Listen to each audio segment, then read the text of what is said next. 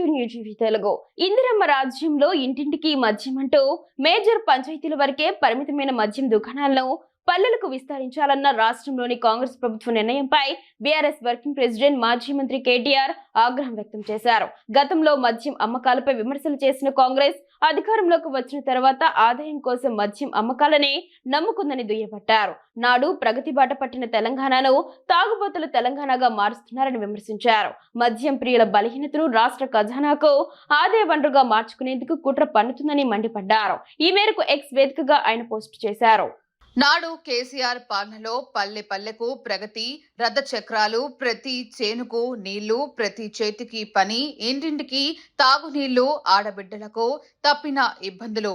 నాడు ప్రగతి బాట పట్టిన తెలంగాణను తాగుబోతుల తెలంగాణగా మారుస్తున్నారని నిందలు. నేడు పల్లె పల్లెలో మద్యం దుకాణాలు ఏర్పాటు చేసి మద్యం ప్రియుల బలహీనతను రాష్ట్ర ఖజానాకు ఆదాయ వనరుగా మార్చుకునే కుట్ర. అన్ని రంగాలలో తెలంగాణ ప్రగతిని దెబ్బతీసి ఇప్పుడు తీరిగ్గా ఆదాయం కోసం మద్యం అమ్మకాలను నమ్ముకున్న అసమర్థ కాంగ్రెస్ సర్కార్. ఏడాది క్రితం సగటున ఒక వ్యక్తి మద్యం కోసం చేసే ఖర్చు 897 రూపాయలు. ఏడాదిన్నర కాంగ్రెస్ పాలనలో సగటున ఒక వ్యక్తి మద్యం మీద చేస్తున్న ఖర్చు 1623 రూపాయలకు పెరిగింది. లైసెన్స్ గడువు 3 ఏళ్లకు పెంచి దరఖాస్తు ధర 3 లక్షల రూపాయలకు పెంచాలని నిర్ణయం.